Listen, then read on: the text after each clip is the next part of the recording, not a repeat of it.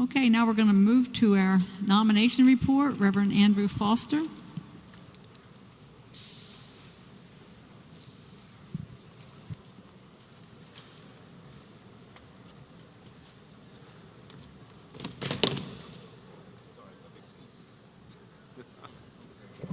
I was just making sure everyone's still awake.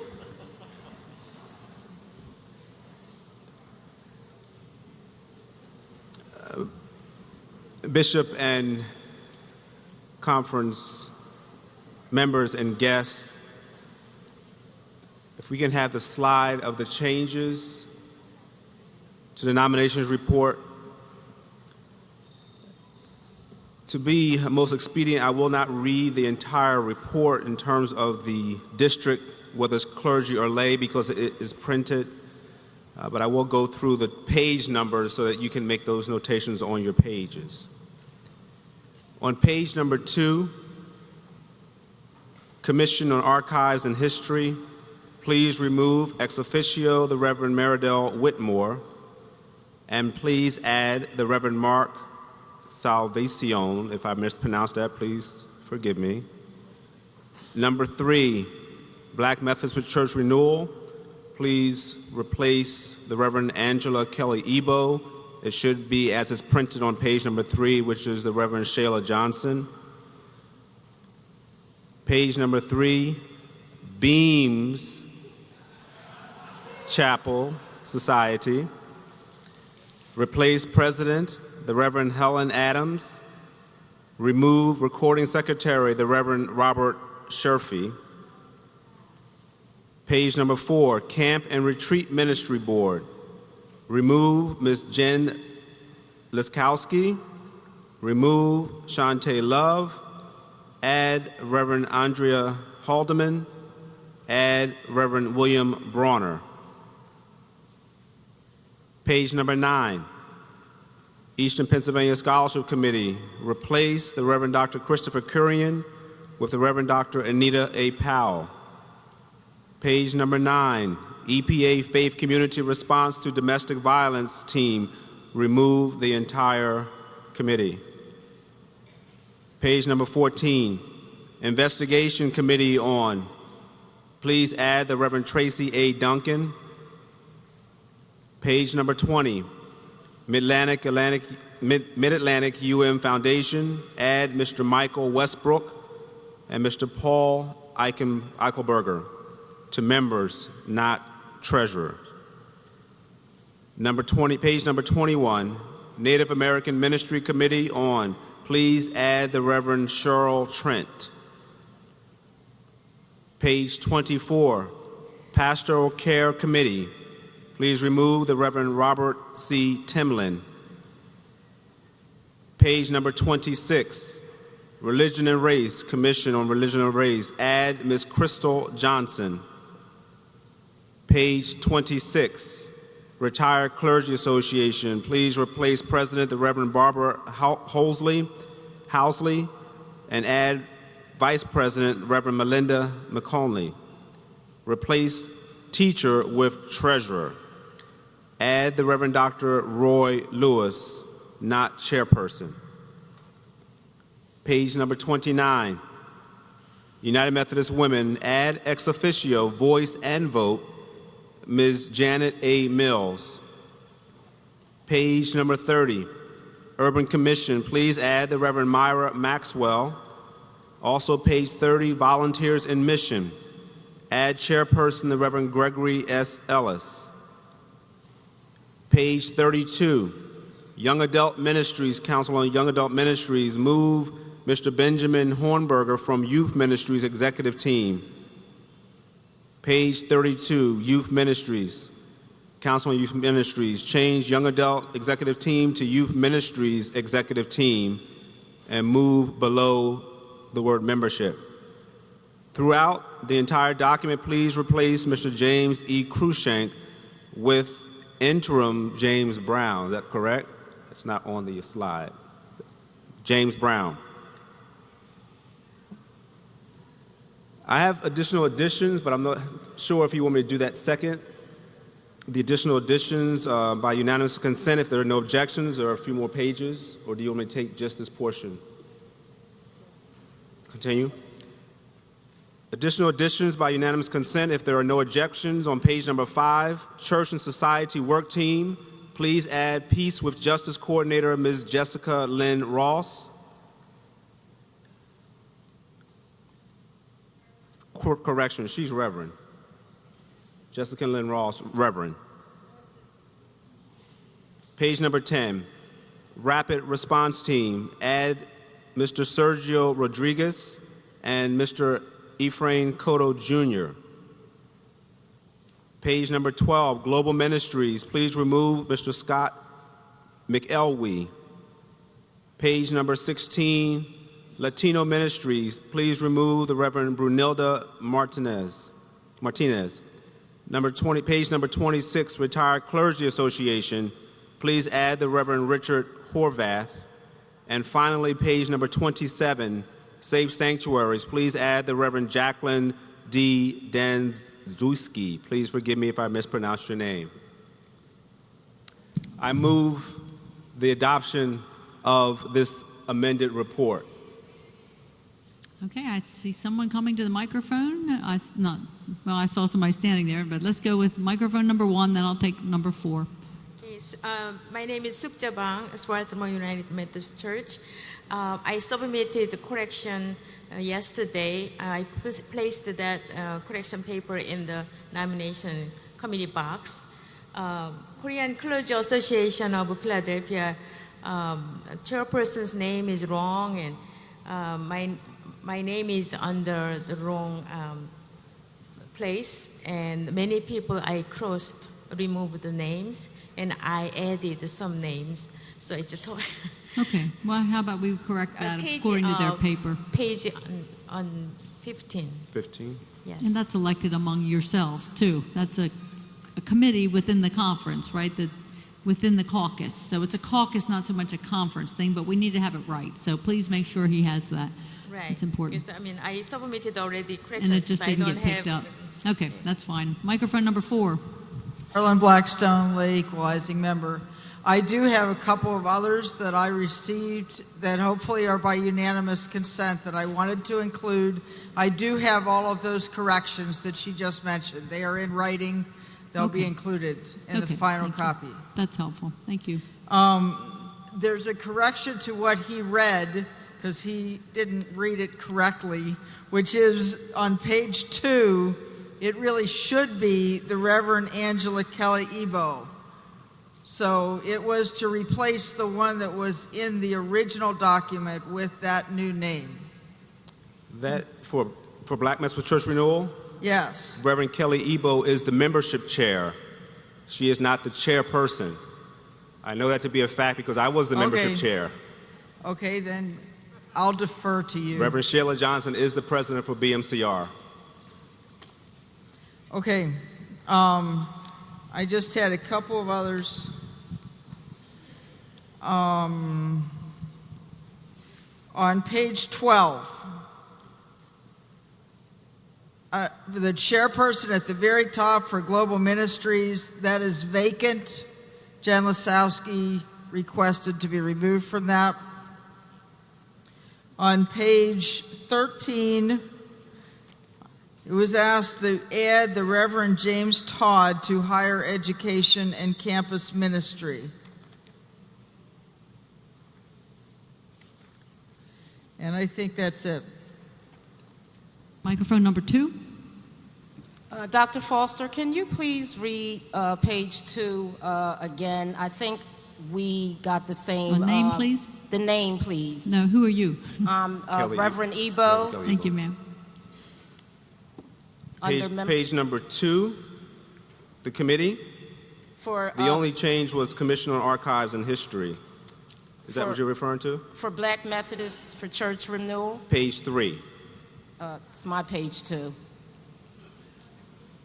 Black Methodist Church Renewal, the chairperson should be the Reverend Sheila Johnson. The membership chairperson is the Reverend Angela Kelly Ebo. Yes, and that was the only name that was being changed. Shayla Johnson's name was always there. Correct. It was kind of read in reverse. I stand We've got corrected. that. We've got it. It's good. Thank you. Microphone number 3. Yes, under the retirees report, you referred to Reverend Richard Horvath. I believe that should be Reverend Richard Howarth. I just want to make sure we're getting someone, All the right. right person. Thank you for the correction. Number 4. Chris Fisher, Northwest District. Please change page 34, North District Committee on District Superintendency. Remove Miss Mercy Fisher. She's going Okay. to college. Thank you. Microphone number 1. On Board of Ordained Ministry, page 23. Just you identify have- yourself, just for fun. Well, I'm trying to figure out who I am. Oh, okay. Reverend Terry Cooney, Christ Church in West Lawn, United Methodist Church. I'm listed as a member of BOOM as Mr. Terry Cooney, a lay member. Somebody trying to tell me something I don't know. But it needs to be corrected to Reverend Terry Cooney, a clergy member. Yes, he's not On a Boom. lay, he's a reverend. Okay, that's helpful. And these kind of editorial things we can correct in person with Reverend Foster before he goes to New Hampshire. But anything else? And I promise next year this will be so much easier, because this is the hard year when we're redistricting and just so much. So I see no one else at the microphone. It's been moved. It does not need a second. If you will approve this entire report as amended, as in process always, lift a hand and say aye. If not, same sign. And it looks good. Thank you. Bishop, I have Thank done you. what you've asked me to do. Thank you. Thank you. God be the glory. God be the glory. God be the glory. And as the monitoring team is coming to the microphone, I'd like to announce an appointment announcement. We failed to announce that Reverend Bruni Martinez is going to be the new Latino Ministries coordinator for the conference, a very part-time position. And we congratulate her. And Estra Seda, who has served it with great distinction, he will be taking a church, and so we're having a transition there. He'll be full-time at the church in Allentown. So we congratulate both Estras and Bruni for their hard work, and we look forward to more wonderful Latino ministry. Are either of them in the house? Well, we'll just congratulate them when you see them. Now we turn to the monitoring report.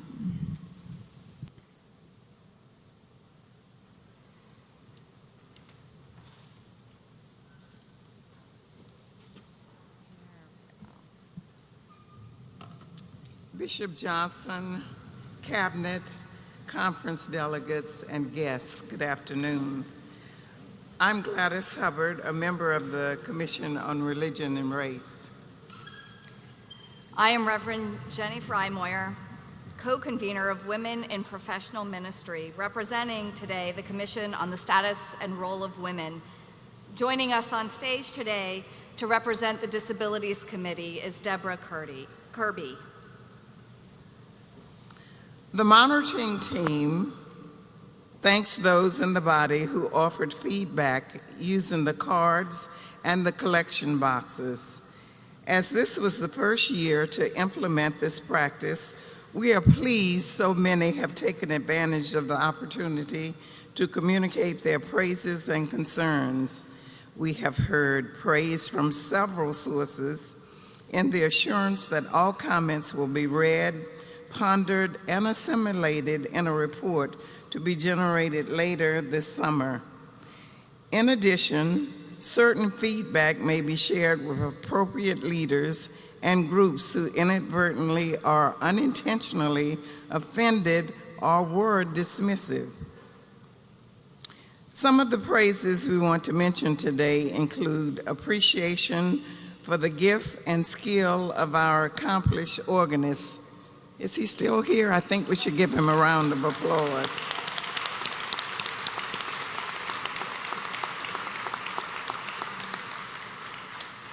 Along with his musical gifts, many in the body appreciated the singing of favorite and familiar hymns of United Methodism. Additional praise comes from our sisters and brothers who have mobility issues or have difficulty managing the food lines and such. Numerous reports have come in thanking those who offered assistance and care, cleared a path for maneuverability, and were generally considerate to the needs. Other praises related to the heartfelt joy at being able to meet, fellowship, and pray in unity with folks previously unknown to each other. Evidence of the Wesleyan notion of holy conferencing was present among us even in the midst of our discussions, differences, and struggles. And before Jenny comes, just a note of privilege for me. And this has to do with the youth that were presented. In many African villages, they greet each other by saying and asking, "How are the children?" If they can answer that the children are well, it means that the community is well. And I would say in Eastern Pennsylvania, indeed, our community is well after witnessing the reports from the children. Thank you.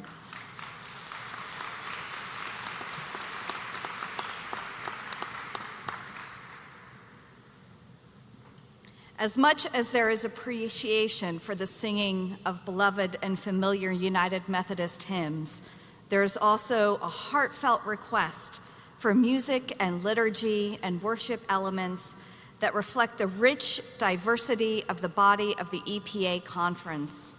We are being called to include, honor, and demonstrate the variety of worshiping styles and languages among us.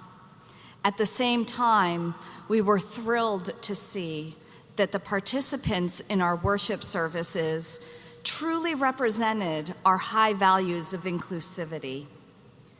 In addition, we once again received much feedback regarding the hazardous and uncomfortable chairs, the difficulty with the hearing in this space where sound just reverberates and echoes, and it's not addressed just by turning the volume up. Another concern that we heard raised a lot had to do with issues of access to healthy food, particularly for those of us who prefer to eat fresh food or need low sodium diets or low sugar diets, or those with specific food allergies. There just wasn't a lot of healthy options to choose from. And as we strive to model healthy lifestyles and healthy choices, we want to continue to be ever mindful for future planning. Lastly, and perhaps most importantly, we want to invite all to consider how our adherence to Robert's rules can be an impediment to many voices wanting to be expressed and heard. At times, our practice of racing to the microphones and waiting in line may silence the most relevant voices in a discussion. Those who come from cultures where their norms and those who come from cultures where their norm in discussions is to wait to be invited to speak or to listen and then speak reflectively and thoughtfully, require a level of assertiveness that's not natural, and participation in a Robert's Rules process leaves many, many folks out, including introverts. The marginalized community members among us today might frequently miss out on being heard also because they weren't called on or because they couldn't get to the microphone first. Thank you so much for your attention. The feedback collection box is still available to receive all of those forms on the table. Please look for the summary report, which will be produced this summer. May God bless you. May God bless all your ministries. An advanced Happy Father's Day to all the parents out there.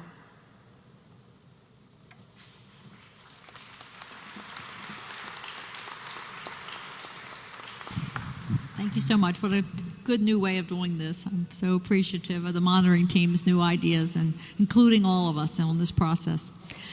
Okay, I'm going to turn now to our secretary, and he has some announcements and other things. So here you go. Our YSF offering was 3 Our YSF offering was $3,294.53 and 1 British pound. The scholarship offering is up to $8,325. And I will channel Lenora and tell you she's still waiting for more, so. There are evaluation forms in your packets. Please place them in the basket on your way out as you exit. The next Changing Racism workshop will be October 27th through 29, 2017. You may register online through the conference website. As you leave the hall, please deposit the red napkins in the bins by the exits as well. If anyone has a point of personal privilege, we invite you to go to a mic at this time. I have one myself. Redbird Mission in Beverly, Kentucky serves 2 of the most impoverished counties in our country. They operate a medical clinic, a dental clinic, a clothing bank, a housing ministry, and a school. How many here, raise your hands, have had some involvement with Redbird Mission? During the day today, thank you, yes. During the day today, we had a group at our church from the Redbird Mission Craft Fair. Has anyone sponsored one in the past? They will bring items that are made by local artisans, giving them an economic opportunity that they do not have in the middle of the former coal areas of Appalachia. They will come up, they will set up and do a wonderful craft fair for you, speak on Sunday about Redbird. I'd encourage you to go to their website and check it out. Any other? Number 5.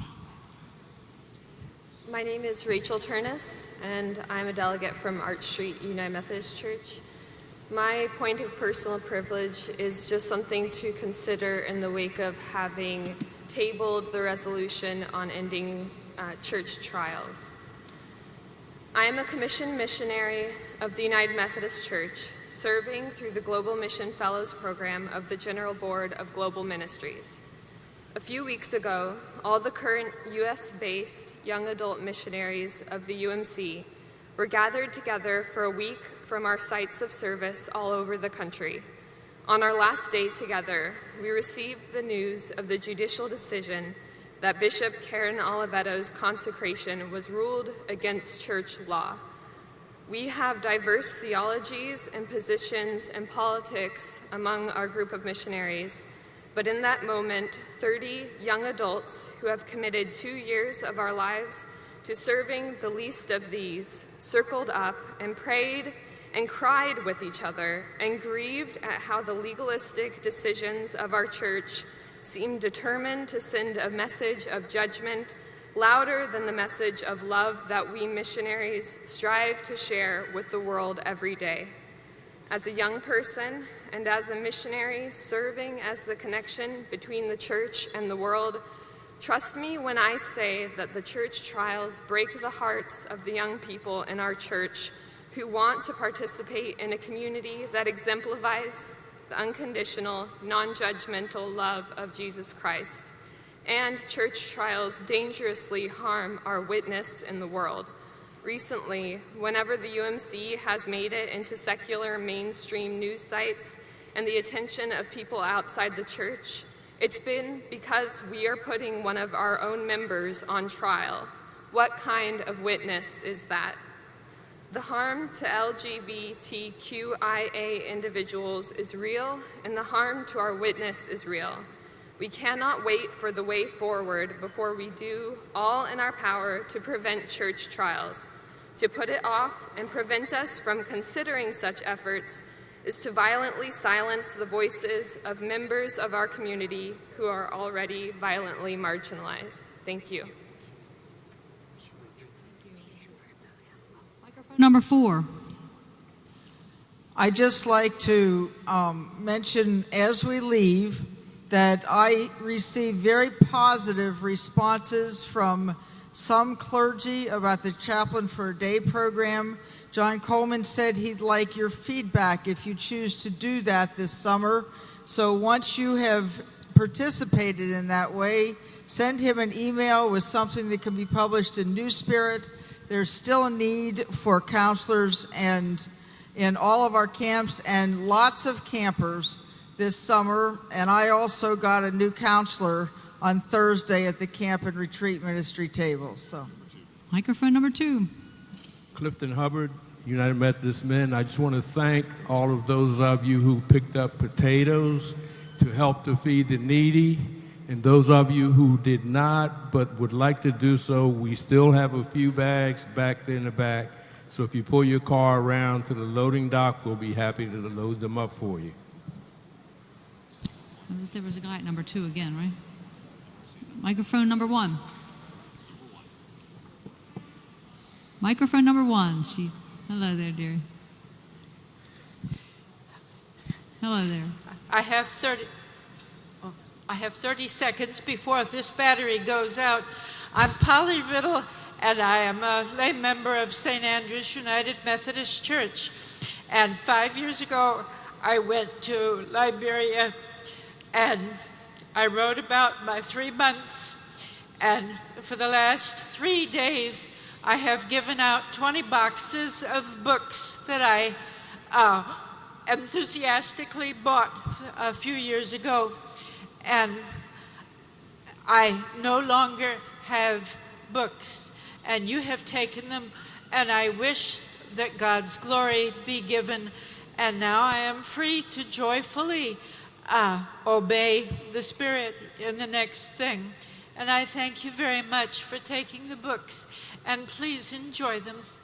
Thank you, ma'am, and I appreciate many of these comments. I know our time's getting close, and before we close, I would like to thank all those who put this conference together. I will not name them all, but you know we've been served well by wonderful people who worked tirelessly. So let's give a hand to all those who planned, produced, and executed this annual conference.